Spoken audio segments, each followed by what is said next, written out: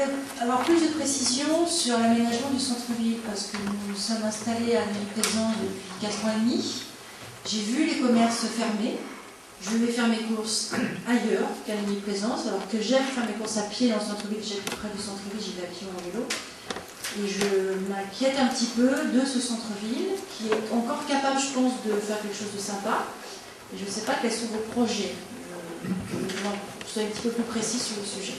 Il y a eu 2 mandats de consultation. Voilà. Donc 2 mandats de consultation, comme celui-là fait 7 ans, ça fait 13 ans. Donc 13 ans de consultation pour arriver à rien. Et 110 000 euros, 110 000 euros d'études. Donc il faut quand même réfléchir à tout ça. 60% des lycéens veulent un centre-ville plus attractif. Aucun investissement, des études, des propositions, un diaporama sur le site de la mairie. Je suis capable de vous dire ce qui a été fait. J'ai assisté, comme bien grand nombre d'entre vous, aux réunions qui ont pu être menées, mais il n'y a toujours rien. Et là, au mois de septembre, j'ai assisté à une manifestation inaugurée par le maire de cette ville qui clairement a dit, eh bien, en octobre 2008, nous ferons une enquête publique et nous demanderons aux lycéens, veulent-ils, oui ou non, changer de centre-ville? De qui se moque-t-on? Je pense qu'il faut s'appuyer sur ces études-là pour mener à bien ce travail. Voilà.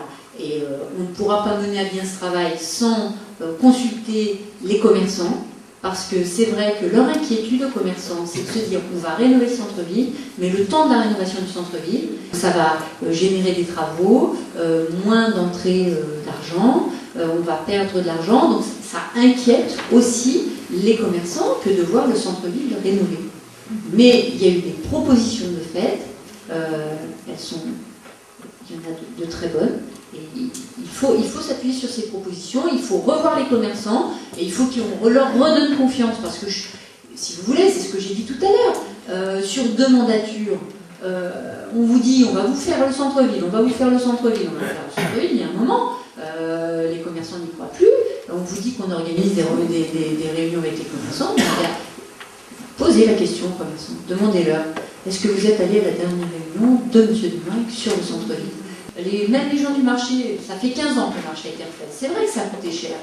Mais il y a un monsieur qui nous a dit, c'est le seul marché de la région que je connaisse où tout soit fermé, où il y ait des cloisons. On ne voit pas le stand d'à côté. C'est vrai qu'il y a un cloisonnement, on va dire, dans les 2 sens. Ce marché coupe le centre-ville. On ne peut pas traverser le marché dans la semaine. Il est fermé. Et ça, les études l'ont fait ressortir. Donc il faut s'appuyer sur ces études, parce qu'on ne va pas repayer 110 000 euros pour repartir sur autre chose. Il y a des experts compétents qui se sont penchés là-dessus. Nous, on a aussi sûrement des idées à poser, mais il faudra s'appuyer sur des études pour ne pas repartir dans des frais qui ne serviront à rien. Là, maintenant, il est temps d'agir.